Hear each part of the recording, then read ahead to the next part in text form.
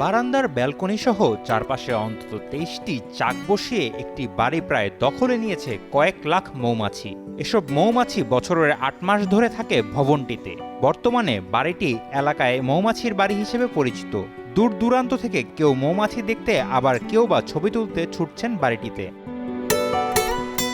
যশোরের মনিরামপুর উপজেলার খানপুর ইউনিয়নের শেখপাড়া খানপুর গ্রামের আলমগীর হোসেনের বাড়ি এখন মৌমাছির বাড়ি নামেই পরিচিত।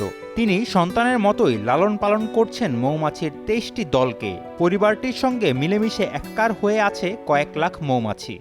মনিরামপুর শেখপাড়া খানপুর গ্রামে আমার বাড়ি 7 বছর যাবত এই মৌমাছি আসে।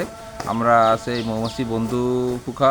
এই বন্ধু পোকা আমাদের খুব সুন্দর বন্ধু হিসেবে আচরণ করে, আমরাও ওনাদের বন্ধু হিসেবে আচরণ করি এবং আমাদের প্রচুর মধু দেয় বা আমরা নিজেরা খাই, আত্মীয়স্বজনদের দিই। পরিবারের সদস্যদের মতোই মানুষের সঙ্গে বসবাস করছে মৌমাছি। প্রাকৃতিকভাবে বনের মৌমাছি আর পরিবারটির সদস্যদের মাঝে এই ভালোবাসার বন্ধন গড়ে উঠেছে প্রায় 7 বছর আগে। দোতলা বাড়িটিতে প্রতি বছরই এই মৌমাছির দলের আগমনের সংখ্যা বাড়ছে। 6-7 বছর ধরে আসছে। আমাদের মৌমাছি কিছু বলে না, আমরা ওদের কিছু বলি না। আমাদের সাথে ওরা বন্ধুর মতো থাকে।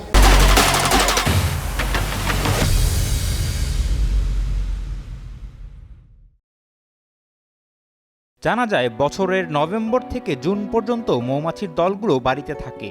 এরপর একদিন হঠাৎ করে সব চলে যায়। পরের বছর শীতের শুরুতে মৌমাছি আবারও ফিরে আসবে, সেই প্রতীক্ষায় দিন গুনতে থাকেন আলমগীর হোসেনের পুরো পরিবার ও এলাকাবাসী। এই আলমগীরের বাড়ি দীর্ঘ 7 বছর এই মৌমাছির চাক বাঁধে। এই চাকে অনেক মধু হয়। এই মৌসুমের সময় চাকগুলো আসে এবং এই মধু বিক্রি করে অনেক টাকা অর্জন করে। পাশাপাশি আমরাও এসে খাই এবং এটা বন্ধু হিসাবে থাকে এই মধু। শেখপাড়া খানপুরের আদর্শ কৃষক আলমগীর হোসেনের বাড়ি যেন বাড়ি নয়, একটি মৌমাছির বাড়ি। মৌমাছির সঙ্গে মানুষের যে ওতপ্রোতভাবে বসবাস তা আলমগীর বাড়িতে গেলেই চোখে পড়ে। সেখানে মৌমাছি ছাদের কার্নিশে বিভিন্ন জায়গায় ঝুলে আছে, সাথে সাথে বসবাস করছে মানুষ, কিন্তু কেউ কারোর কোনো ক্ষতি করছে না। সাথে সাথে যে আমাদের মধু আহরণ করে সে প্রচুরভাবে লাভবান হচ্ছে।